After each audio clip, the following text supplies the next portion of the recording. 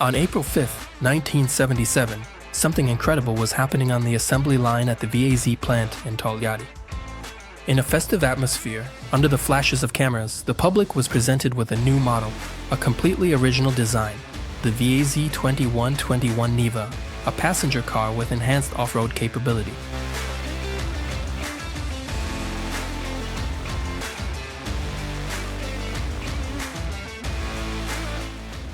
This event was truly revolutionary for the Soviet automotive industry, which until then had never seen anything like it.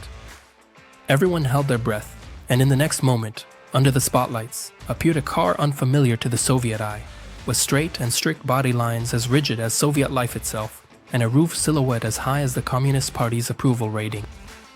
Overall, the car was designed in a restrained, minimalist style, without any excesses in its design, perfectly matching the spirit of the surrounding socialist reality. But that was just the exterior. The true essence of this car was hidden inside. And it was precisely this that helped the model gain fame and legendary status in the USSR, becoming the best-selling Soviet car in the West. So, what was hidden behind the Neva's modest exterior, and how did it help this model achieve such incredible success?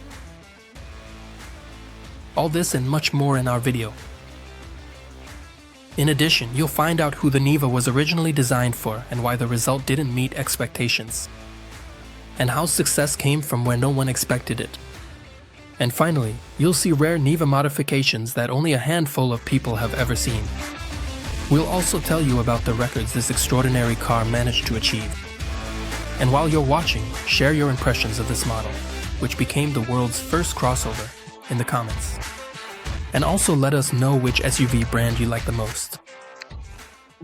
But let's start our story about the Neva from the moment where all such stories about Soviet cars should begin, the meeting of the Soviet government, where most of the initiatives related to the USSR's automotive industry were born. It was at one of these meetings, in July 1970, that the head of the USSR government, Alexei Kosygin, gave the teams at the VAZ, AZLK, and IZH automobile plants a task of incredible importance and significance, to build a compact off-road vehicle that would combine the off-road capabilities of the previously built UAZ with the comfort of a regular passenger car. This kind of initiative was first voiced by the head of the government during a meeting with the technical team at the VAZ plant, at the presentation of the new VAZ 2103 passenger car project.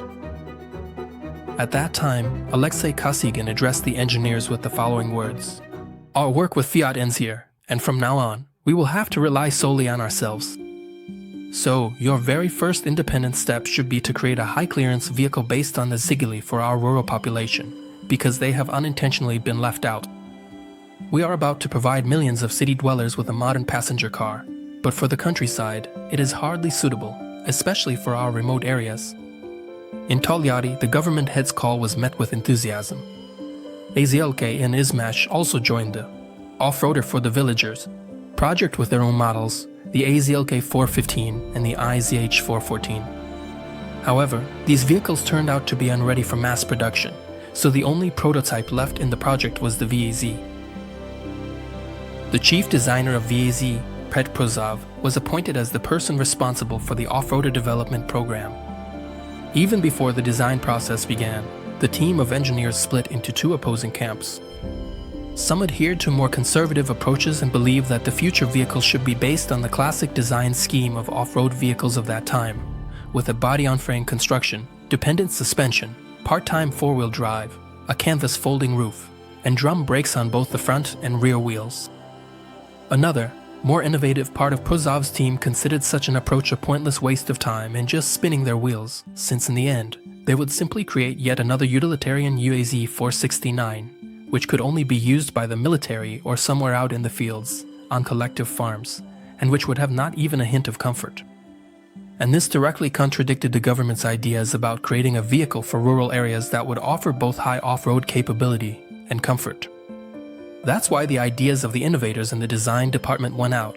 They proposed a bolder engineering approach with a fully load-bearing body, independent suspension, front disc brakes, and a comfortable interior. Being behind the wheel of the Neva was supposed to give drivers the feeling that they were in the cabin of a comfortable passenger car, not a Spartan off-roader. Similar ideas of making rugged, utilitarian all-terrain vehicles as refined as possible were actively promoted by the American company Jeep and the British company Land Rover. Improving the comfort and ride smoothness of off-road vehicles was intended to expand their market into large cities.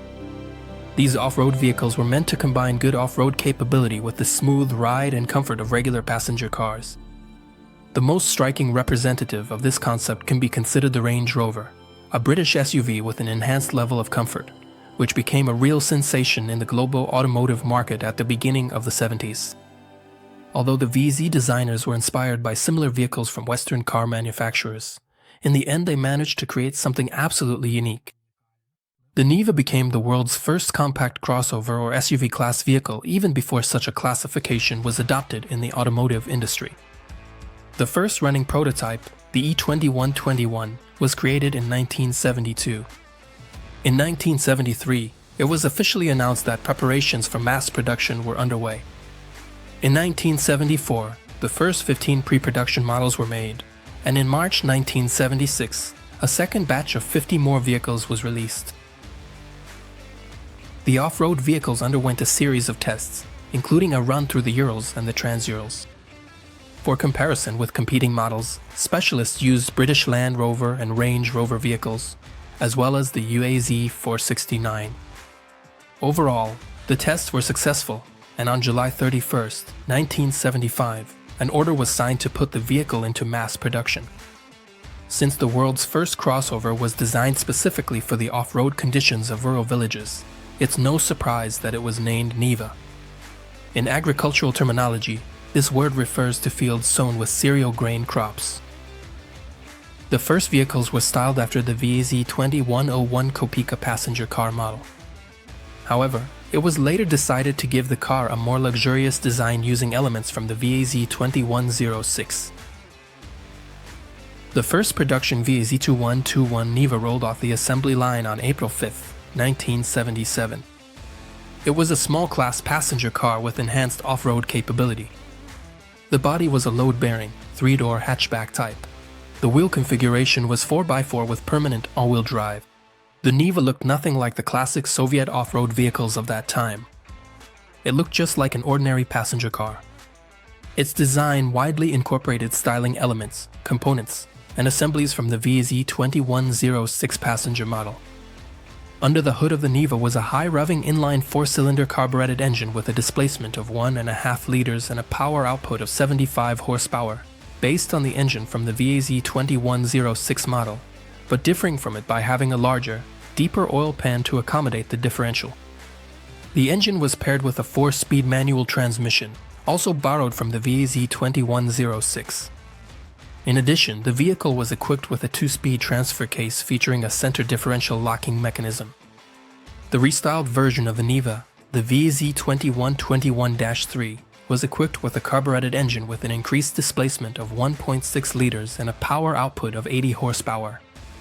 The new engine helped to improve the main drawback of the previous power unit, insufficient low-end power, which had prevented the Neva from delivering effective performance off-road. The new modification also received a new 5-speed gearbox. The Neva received not only the main components and assemblies from the VAZ 2106, but also its interior design, dashboard, seats, and upholstery. Overall, the car had fairly compact dimensions, a length of 3 meters 74 centimeters, a height of 1 meter 64 centimeters, and a width of 1 meter 68 centimeters. The curb weight of the vehicle is 1,550 kilograms. The Neva consumed 10 liters of fuel per 100 kilometers. The maximum payload capacity of the vehicle is 400 kilograms. Despite the fact that the Neva was designed specifically for rural residents and the Soviet market, the car was initially received rather coolly in the Soviet Union. The VAZ 2121 was the most expensive model in the Stoliati car lineup and cost almost 10,000 rubles, while a Ziguli could be bought, after waiting many years in line, for just 5,500. Besides that, rural residents weren't too fond of the avant-garde two-door design of the Neva, with its not-so-spacious trunk and high loading lip.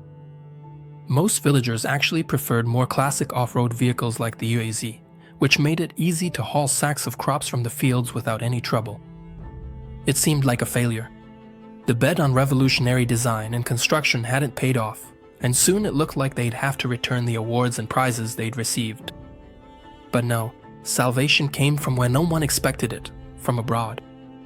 And not from the socialist bloc countries, but from the capitalist West, where this unusually designed car, which combined the comfort of a passenger vehicle with the off-road capabilities of an SUV, really appealed to the locals. Later on, the Neva became the best-selling VAZ car abroad, with up to 80% of all vehicles of this model produced in certain years being exported. Already in the first year of mass production, Nevas began to be sold in France. Their official importer was the Frenchman Jean-Jacques Poch, who had previously worked with the Czechoslovak Skoda and the Soviet Moskvich. And already in 1979, 5 VAZ off-road vehicles took part in the first-ever Paris-Dakar Rally raid. These were standard production Nevas with minor modifications, reinforced suspension, a safety cage, and an enlarged fuel tank. Only 2 crews made it to the finish, taking 28th and 42nd place. The Paris-Dakar rallies in 1981 and 1982 were more successful, when Nevas with a modified 1.8-liter engine producing 140 horsepower finished in 2nd and 3rd place. The VAZ off-roader also gained considerable popularity in the United Kingdom, where it began to be exported in 1978. For the first 5 years, the vehicles naturally had right-hand drive, and only closer to the mid-80s did VAZ, with the help of British engineers, create a special left-hand drive modification called the Viva Kozak, which featured improved equipment, a new 5-speed gearbox, and a body with higher quality sound and vibration insulation. The Kozak Cabrio pickup, created by the tuning company Top Hat Conversion, looked especially elegant. The official importer of VAZ off-road vehicles to Italy was the company Filippo Mortarelli, which, since the early 80s, sold 5,000 to 6,000 cars annually in the Apennines. In Italy, the Neva was not only an off-roader for farmers, but also a trendy beach car at the time and even an armored cash-in transit vehicle. Over the entire production period, about 630,000 vehicles were exported. Nevas were sold in dozens of countries, from Australia to Finland and from Canada to China. The VAZ off-roader became the first Soviet car on the Japanese automotive market. In the early 90s, after the collapse of the USSR, the situation with Neva sales worsened. The car, which by the 90s was already significantly outdated, began to lose out to imported SUV models, a class that was becoming increasingly popular in the global automotive market. A facelift carried out by VAZ helped save the situation. The new, modernized model was named the VAZ 2121-3 Taiga, and later, a 5-door long wheelbase version called the VAZ 2131 appeared.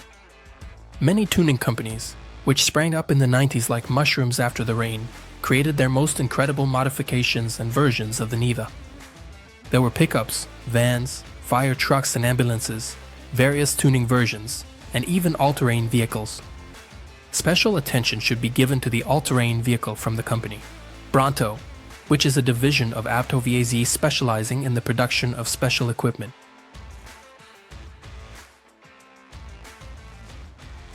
In 1995, at the Moscow Auto Show, this company presented the impressive snow and swamp vehicle, Marsh One, built on the Neva platform with large diameter wheels fitted with wide, low-pressure tires that gave the vehicle buoyancy. Twice, in 1999 and 2000, these vehicles conquered the North Pole. Not only special vehicles, but also regular Nevas can boast significant achievements, as they successfully operated for several years at the Bellingshausen Antarctic Station. The VAZ 2121 also holds the world record for the highest altitude reached by a car in the 20th century. This record was set in 1998, when the Neva reached Everest Base Camp, located at an altitude of 5,200 meters above sea level. And a year later, the Neva managed to climb to an altitude of 5,726 meters on the Tibetan Plateau in the Himalayas. And how could we tell this story without mentioning the military? The Soviet High Military Command was so impressed by the Neva's driving and off-road capabilities that they decided to adopt similar vehicles for their own use, though in a modified military version. Back in 1976, VAZ engineers began developing a military off-road amphibious vehicle, the VAZ 2122 Rika, which was equipped with a less powerful engine from the VAZ 2101 Kopeka. A total of 6 prototypes were built, with improvements and testing continuing for more than 10 years. The vehicle received positive feedback from the military, but due to perestroika and the processes of détente taking place in international politics, the VAZ 2122 Rika was never adopted into service.